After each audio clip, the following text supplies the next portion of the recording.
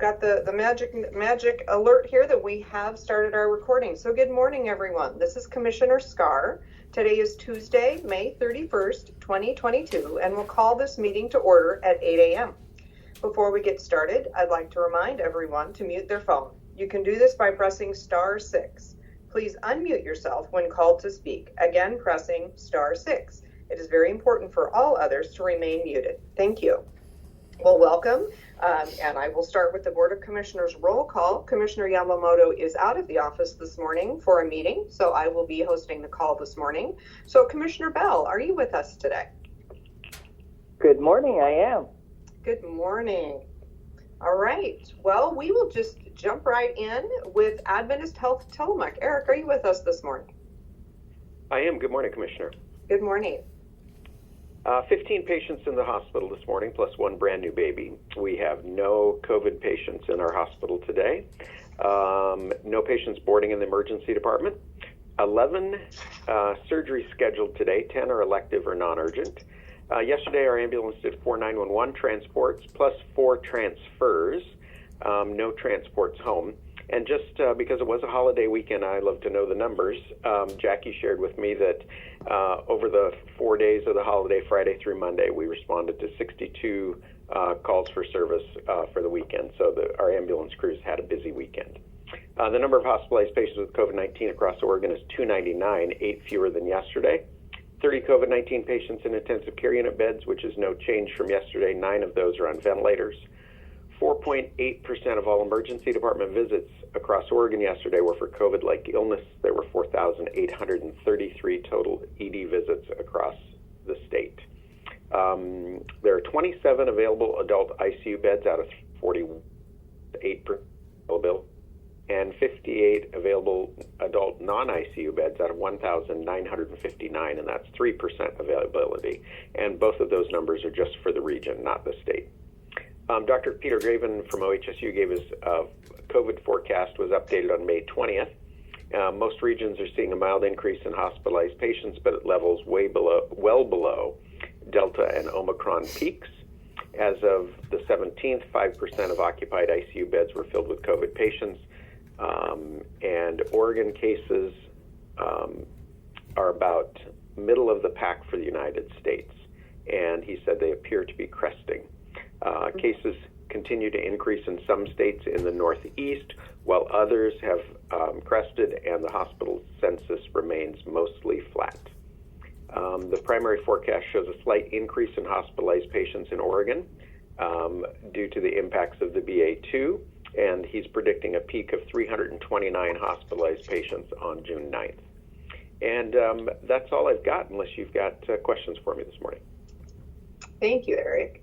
Does anyone have questions for Eric?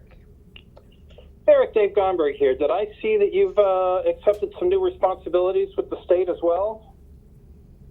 Yes, I have. I was appointed to the Oregon EMS Committee, and I fill the hospital administrator role. And the Oregon EMS Committee is responsible for ambulance service operation, all things EMS in the state of Oregon.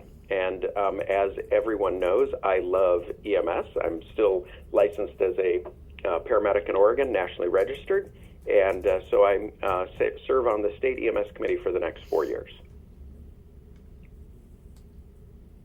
Well, Eric, that's excellent. Congratulations. That's exciting for you and for all of us to have the perspective of Tillamook County represented with someone as skilled and knowledgeable as you is really an honor for us. So thank you for all that you are willing to do. Yeah, thank you. It's an honor to serve on that group. All right. Anything else for Eric? All right, hearing no questions for Eric, we'll move on to the Coastal Caucus. And I'm not sure who's with us today. Do we have Senator Armitage with us? How about Senator Anderson? Okay, not hearing either of them. I know that I have Representative Weber and I have Representative Gomberg. Who would like to kick us off? Well, I can. I think I'm unmuted. It's Suzanne. You are unmuted. We can hear you. Thank you. Thank you. I had an eventful week, of course, There's all kinds of exciting things that you get to do when you're the state representative. I was a speaker at the Cedar Awards banquet for economic development and in Astoria last week, and recognized many businesses and individuals that are making a great contribution to that county. And I was also in Rainier this past weekend for ribbon cutting, bridge dedication, extending their walking trail. I also had the Marie Mills, and I really cannot tell you what a valuable resource the Marie Mills Center is to our community and to our citizens. Hearing all of their accomplishments and how they value our community members is really gratifying. And so I really want to extend my thanks to the Marie Mills Center and the group and how much work they do. Yesterday, in the middle of a downpour, I got to go to Sunset Heights for their annual Memorial Day service and ceremony. And it's a beautiful setting up there. You look out over the whole valley, and the sea of flags on all of the grave markers just is very touching.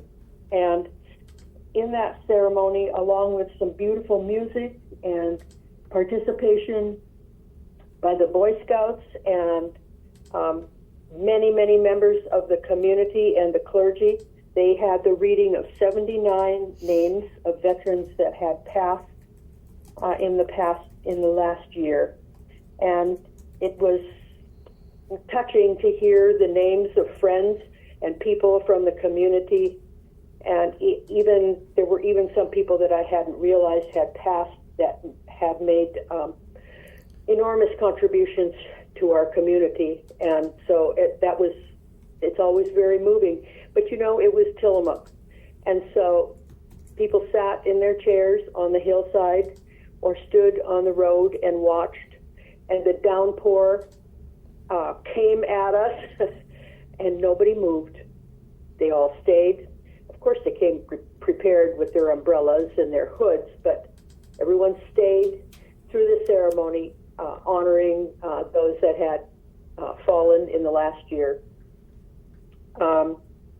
This is the week of the year also that we have Ledge Week, and what we do in this week as a legislator is to have updates on all of the committees that we have been a part of. I've been a part of education, health, housing, and early childhood, and so we will have some extensive meetings, and they will all be virtual to keep us informed of everything that is happening in the areas of our committees. And so I'm looking forward to that. It'll be a lot of listening, and it'll be a lot of asking questions and finding out what's going on in the state, but it will be very gratifying. And also, this week we will have a Coastal Caucus meeting.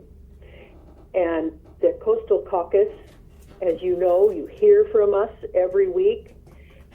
We have the best interests of the coast all up and down. We take your concerns and your interests to heart and make our decisions from the information that we get from you. And so that concludes my report, and I just go outside and enjoy this beautiful day. Thank you.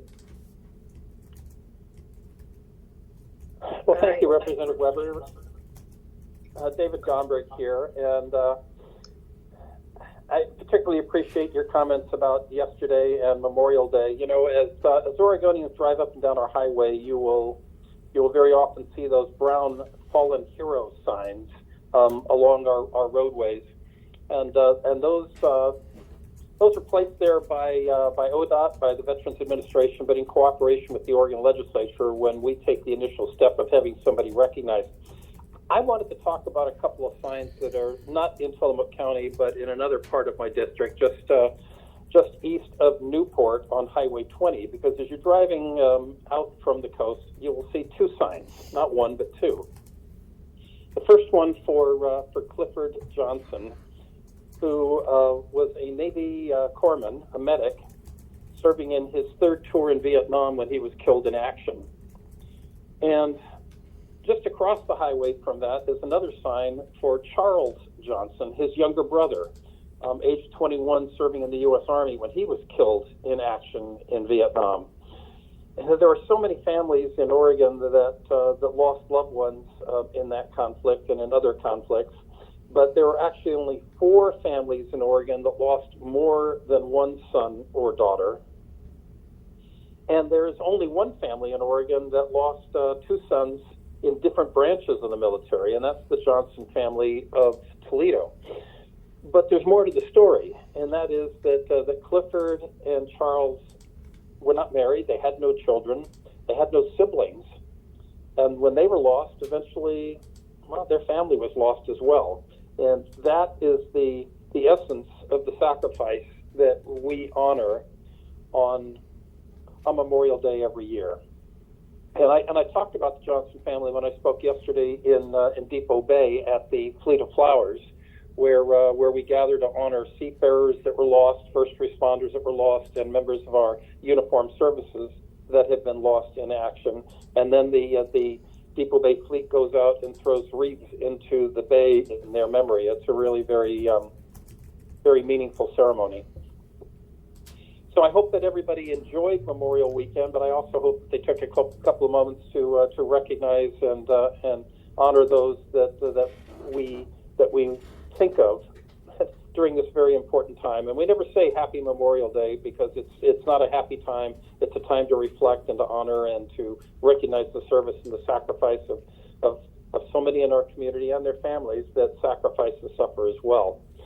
So, Representative, you mentioned that it's legislative week, and yes, we've got a bevy of committee meetings stacked up all week long. We'll be holding those meetings remotely and getting updates on issues that we've worked on in the past and talking about some of the issues that are moving forward as we prepare for the 2023 legislative session, which is going to sneak up on us real quickly, I think. As you know, we are now in the process of working on legislation that will be introduced next January. So I've got a couple of different bills I'm working on, one in particular dealing with preparing for emergencies up and down the coast. I'm trying to make sure that our hospitals have sufficient supplies of water and fuel. The studies indicate that on average our hospitals have about 3 days supply of water and fuel. I'm trying to beef that up so that we get them to being 2 weeks or 3 weeks ready, whether it's in the face of earthquakes, tsunamis, droughts, floods, fires, or any other kind of natural disaster. So working on those kind of issues during legislative days. I don't have a lot of other things to report, although here's a note of interest. Over the weekend, a new Navy vessel was commissioned out on the East Coast, the USS Oregon. This is the third vessel that has borne the name of the Beaver State.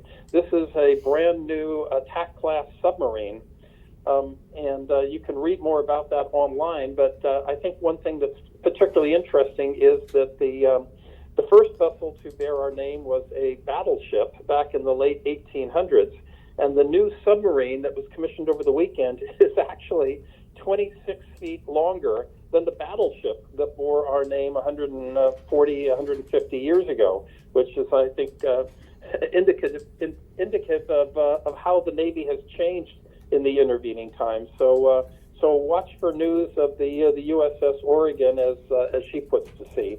So I'd be happy to answer any questions about that or anything else, commissioners. It's a lovely morning, and I thank you for having us on today. Thank you, Representative. Does anyone have any questions for either of the representatives this morning?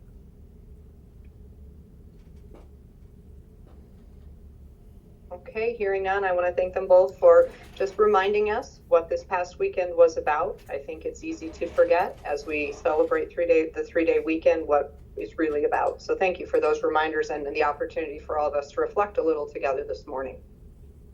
Okay, we will move on to the Tillamook County Community Health Center. Do I have Marlene Putman or Ed Colson with us today? Oh, good morning there, Commissioner Scar. It's Ed Colson here with the Health Department. Good morning, Ed. Good morning, Tillamook County. Just some general announcements, and we'll go through our COVID update.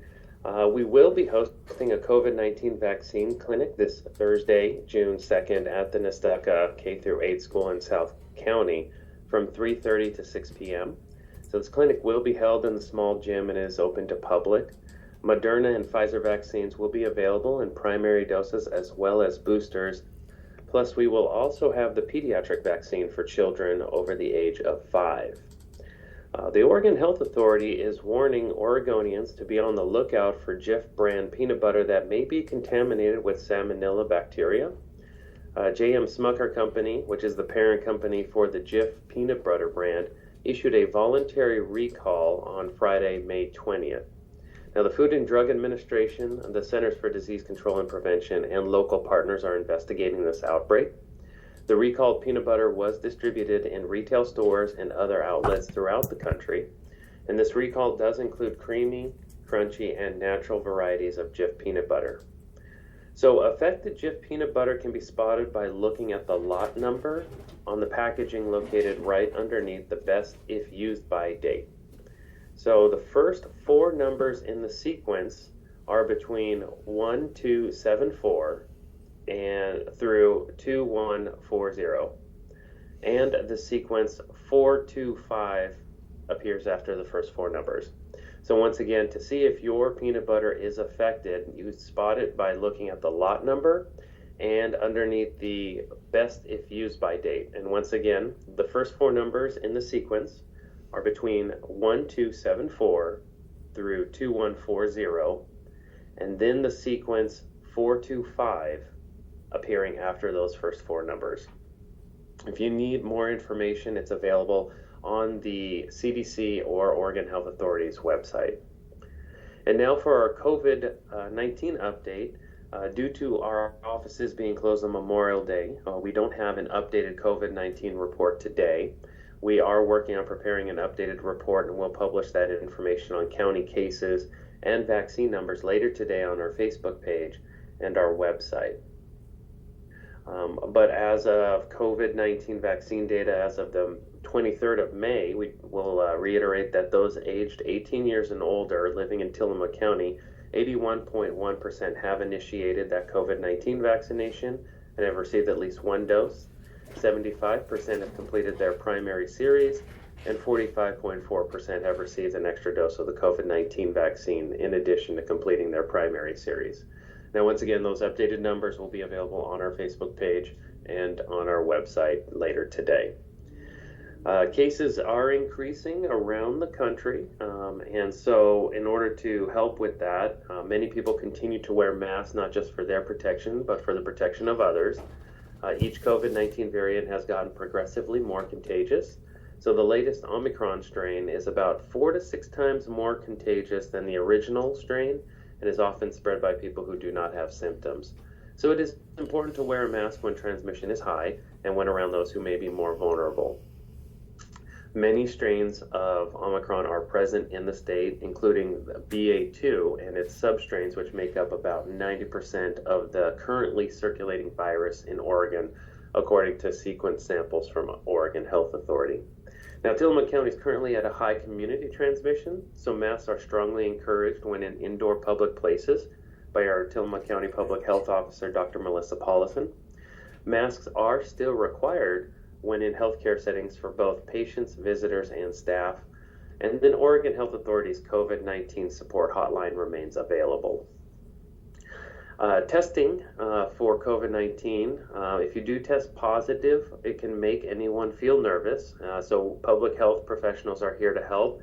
If you do test positive for COVID-19, please follow the Oregon Health Authority isolation guidelines, which is to isolate, stay home from work and away from others for at least 5 days from the start of symptoms or positive test results if without symptoms, and then seek treatment as early as possible if you're at a high risk for severe COVID-19 illness.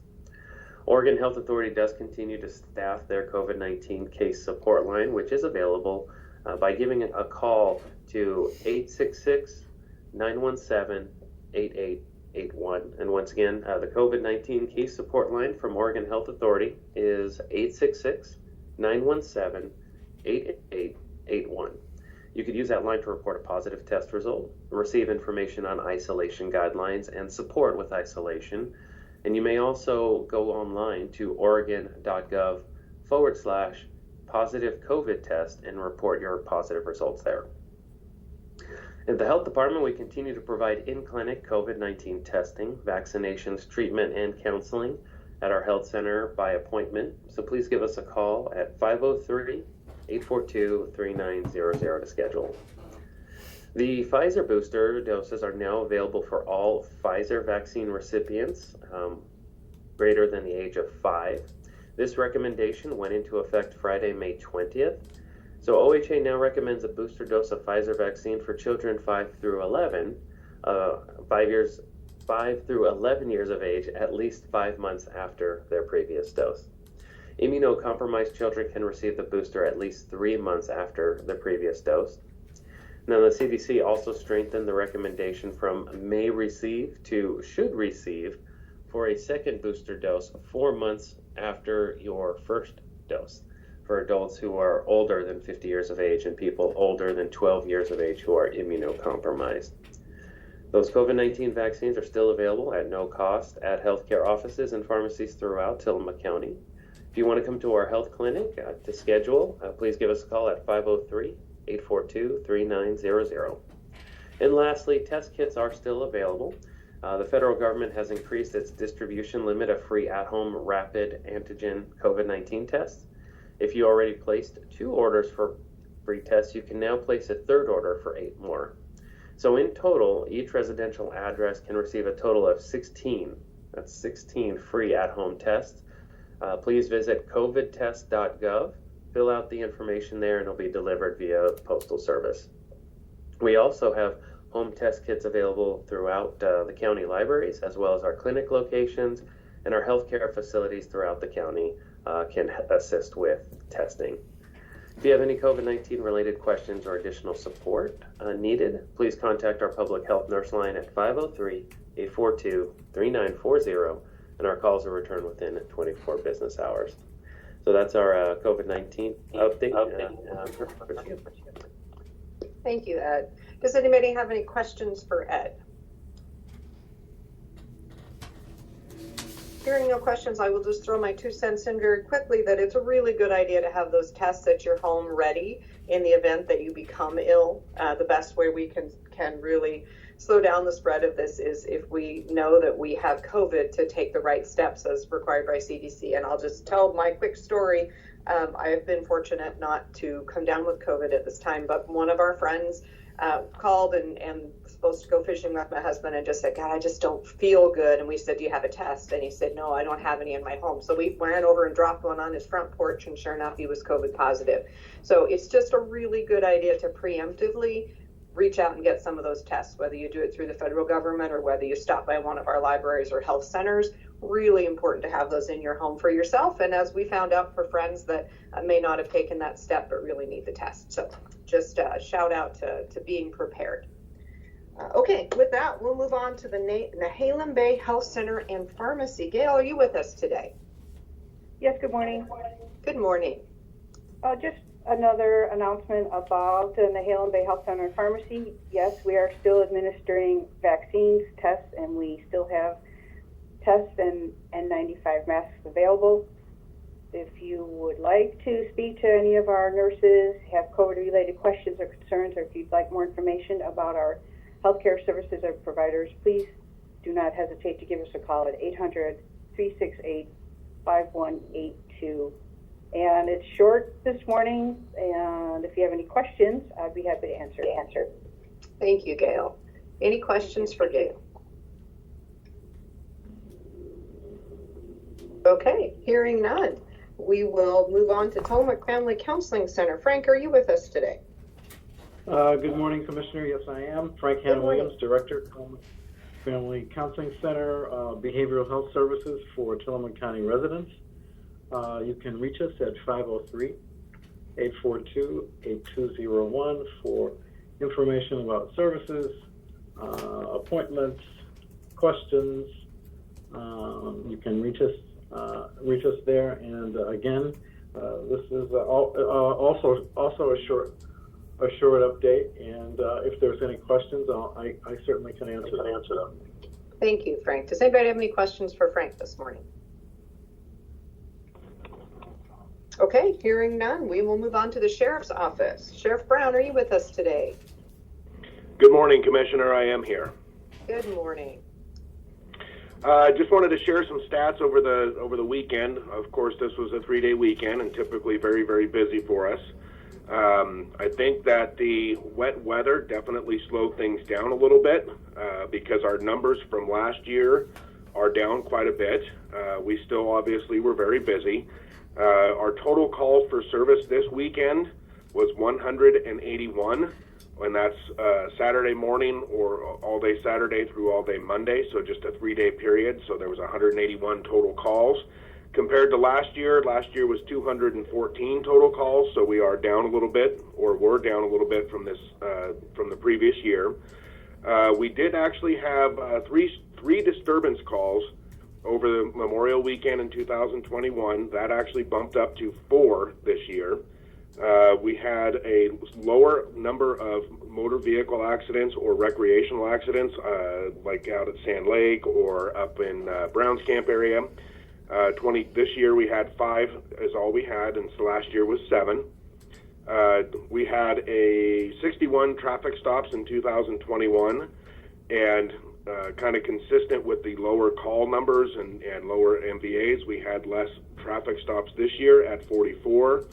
And 2 arrests were made in both 2021 and 2022 over the 3-day weekend. So, like I said, I believe that the weather definitely trended some of our busyness or call volume down a little bit. One of the good ones that's on there that is lower is our MVAs or recreational accidents. It's always good that those numbers are low. We don't want people to get hurt, and we want people to drive safe and enjoy their weekend. So that was kind of it on the stats for that. Just a reminder that our website is going to be transferred over to a new look, same functionality, hopefully a little bit more modern. That hopefully will happen this week. That's at least in the plan, but if you visit our website on any type of a regular basis, you will see a change coming up, and I just want to make sure people are aware of that. I can take any questions if anybody has. Thank you, Sheriff. Are there any questions for the Sheriff? All right, well, I am thankful that we had a quiet weekend. Or a quieter, it wasn't quiet, but a quieter weekend for our communities and for our first responders. So thank you for all you do out there, Sheriff, and your teams. You bet. Okay, moving on to emergency management. Randy, I know you're here.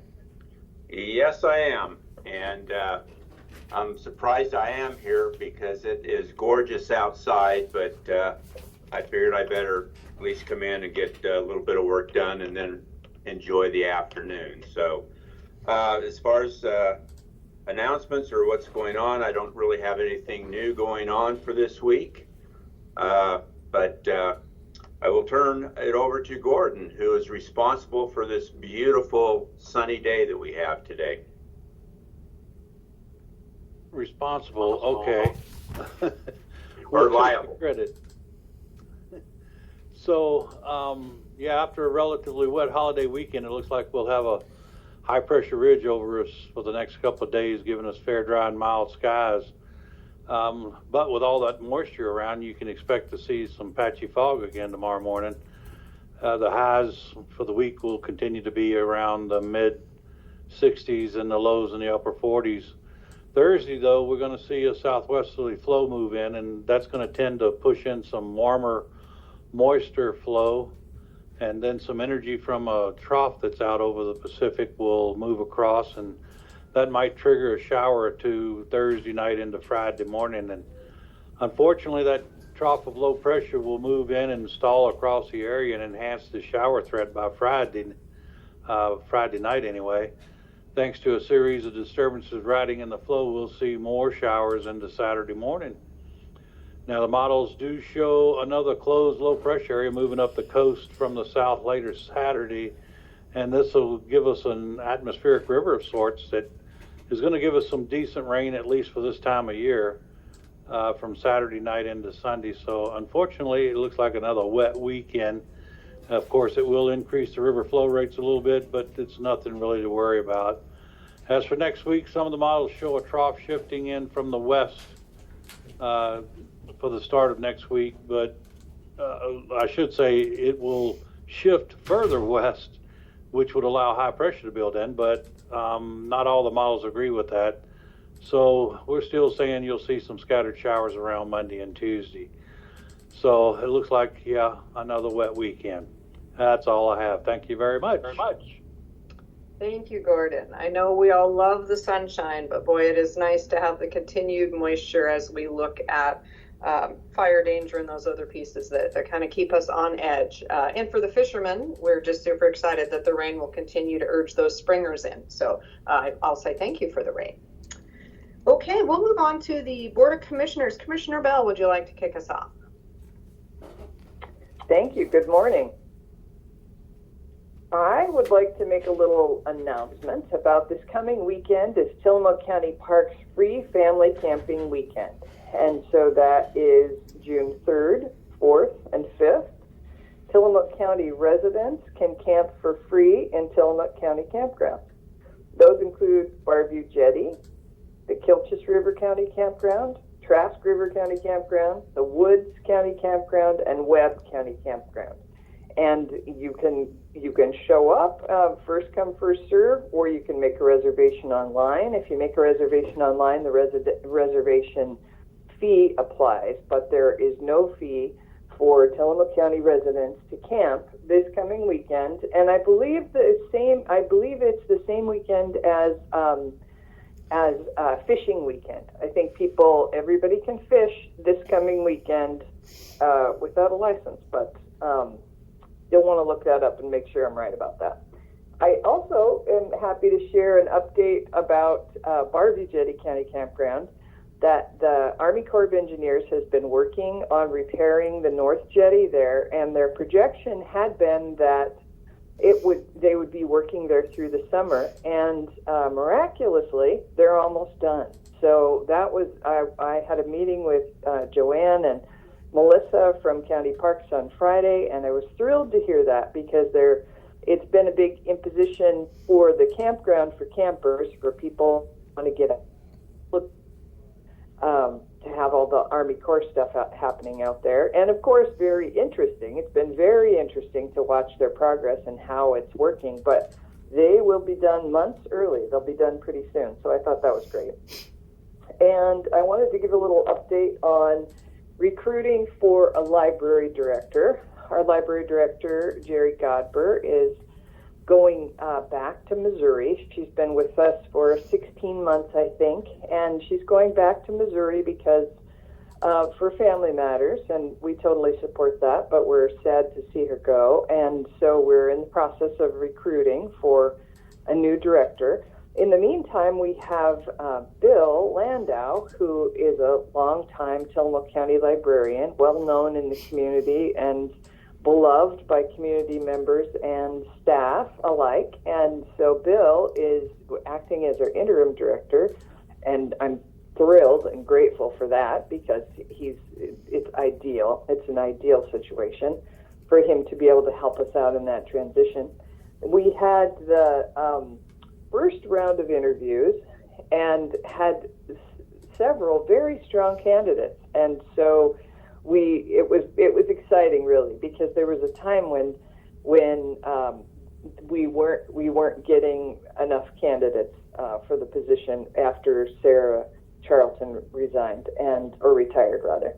And so it was very exciting to interview some highly qualified folks, and we've invited 3 of them to come back for final interviews, and they've all accepted. So we'll have final interviews for the position of library director coming up here pretty soon.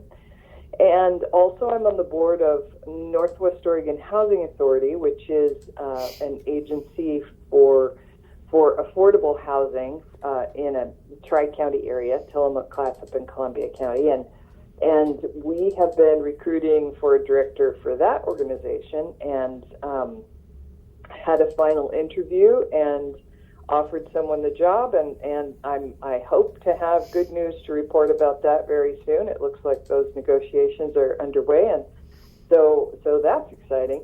It seems like, anecdotally, the pool of candidates for jobs is opening up. For a while, I heard everyone saying that there were just no candidates for jobs, and nobody knew, like, where are the workers? You know, for all the way from entry level to professional positions, people weren't showing up to apply for jobs. So that seems to be opening up a little bit now, thank goodness. And but what isn't opening up is housing for those folks. So I've heard a number of inquiries just recently about, we've hired somebody and now they need to find housing in Tillamook County. So we still have that problem. I know we're working on it, and but I'm glad to know that we have some very highly qualified candidates for important jobs. And I think I'll stop there. Thank you. Thank you, Commissioner Bell. Appreciate those updates. I'm going to just touch on a couple things that came from last week's commissioner meeting, and then touch on a couple things that will be coming up in this week's commissioner meeting and the week ahead. So last week in the commissioner meeting, we had discussion and consideration of an order in the matter of temporarily pausing processing and issuance of short-term rental permits in unincorporated Tillamook County.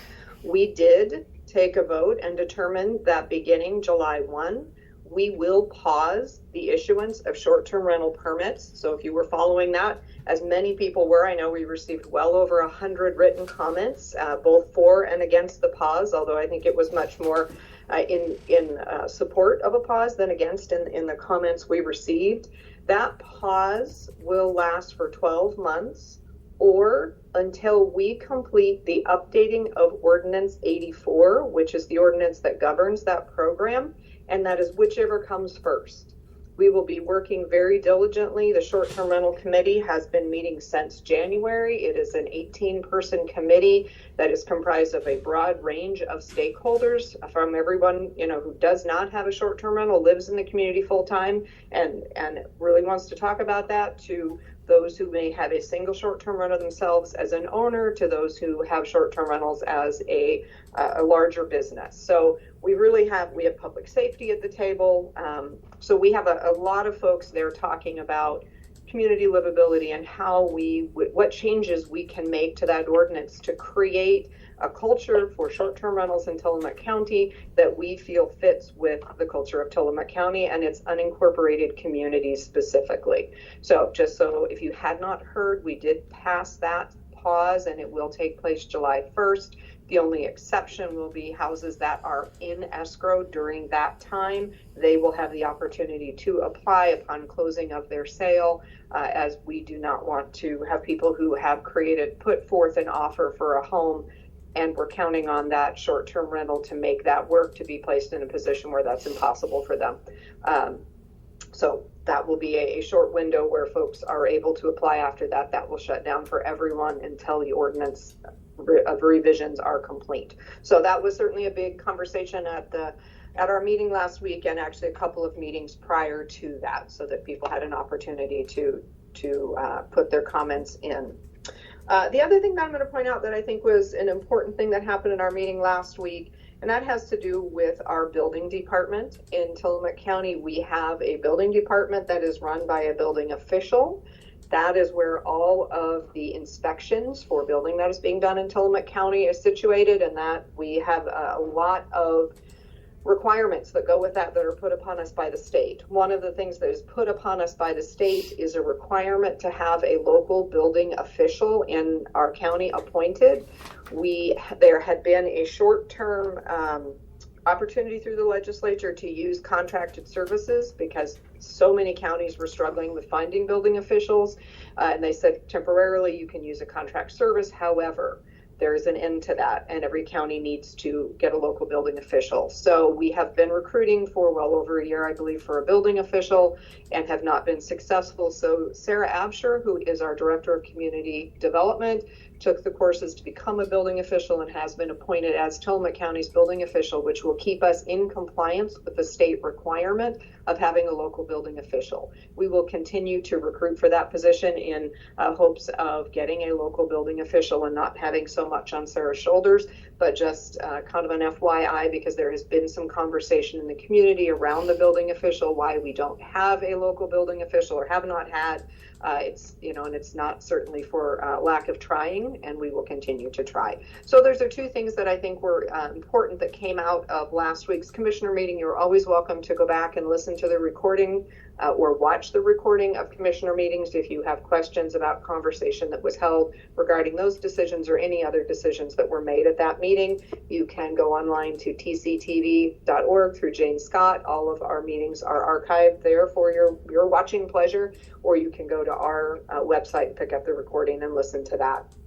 I want to just kind of give a couple things coming up this week on our agenda. I think one of the biggest ones that has had a lot of interest is around a public hearing that we will be having, which is regarding an appeal to the Planning Commission's decision to approve a conditional use for a campground in Tierra del Mar. That will be a 10 a.m. public hearing on Wednesday, so we will take care of the business of the County Commission, our regular legislative, and then we will move into a public hearing. So just that is available if folks want to join us. You can join through online, or you can join in person. So just to be aware of that. Other things coming up this week, we have our Housing Commission meeting on Thursday the 2nd at 9 a.m. That is held at the Port of Tillamook Bay Conference Room, and there it is open to the public to join us. It is also available through online if you'd like to listen, and the link for that is on the Community Development webpage. See what else is coming up. I think that was the big one that was coming up. The other thing I'll say about that is that there are currently 2 openings on the Housing Commission. One of them is for a member at large, and the other is for a nonprofit, low-income representative. So if you have been listening to all the conversations about the Housing Commission and you think that you would like to be a part of that, have expertise and energy to offer, those applications are available through the Commissioner's office. The announcement should be in the paper this week that we have those 2 openings.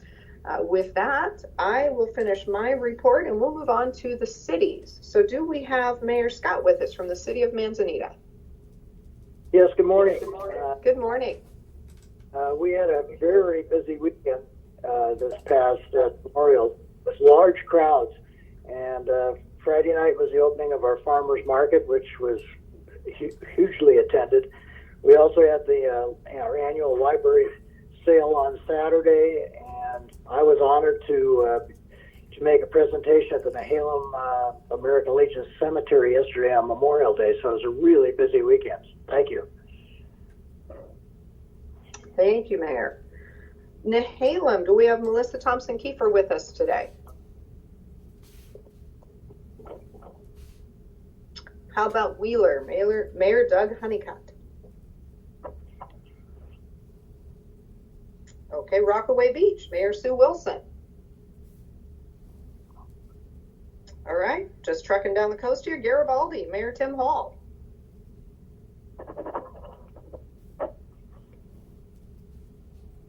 Okay, at Bay City, Mayor David McCall. The cities must be recovering from busy weekends. How about Tillamook? Do we have Nathan George with us today? Good morning, Commissioner. Can you hear me? Good morning, Nathan. Yes, we can. Wonderful. Thank you. Yes, I do have several things. I appreciate it. The Public Works Department will begin hanging the annual City of Tillamook flower baskets along Mang Avenue and Pacific Avenue downtown starting tomorrow, June 1st.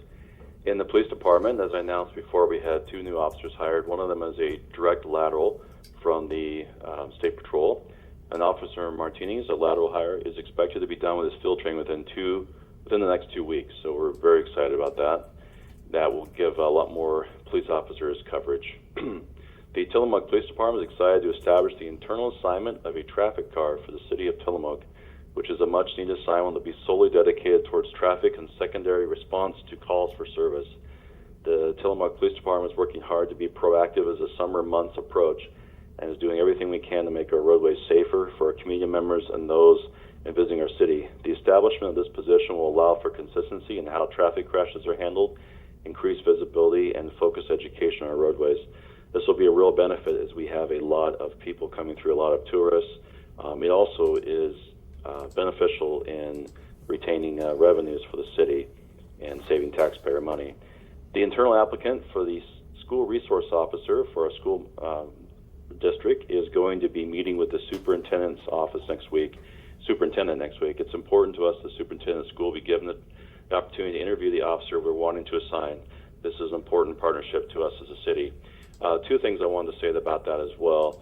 So what's really important is to have an officer who has experience in a lot of years as being an officer before they become a school resource officer. So we're excited to say that we have a very experienced person that we are presenting to the school to do that.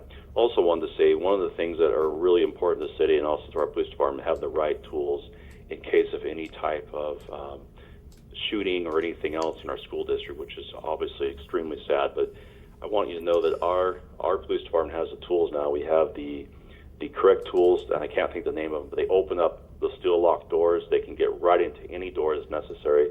And they also have the ballistic shields, which protect them. The police can get in within a few minutes response and handle anything they need to handle. The recent shootings in Texas, very sadly, the officers did not have this equipment, and it would have been very beneficial to them. So we're one of the few municipalities in Oregon that have this equipment, and we're prepared, and our officers are training, have trained, and are continuing training for it. Secondly, we still have vacancies on the Tillamook Urban Renewal Agency, the city's planning commission, and the city's budget committee. If you're interested in serving or know someone interested in serving, please have them call the city or visit our website at tillamookor.gov. In addition to the vacancies on the boards, the city of Tillamook has the mayor's position and 4 council positions that will be on the ballot for election in November. The registration date for running for city office opens tomorrow, Wednesday, June 1st, 2022. You may contact the Tillamook County Clerk's Office or the City of Tillamook City Recorder's Office for more information.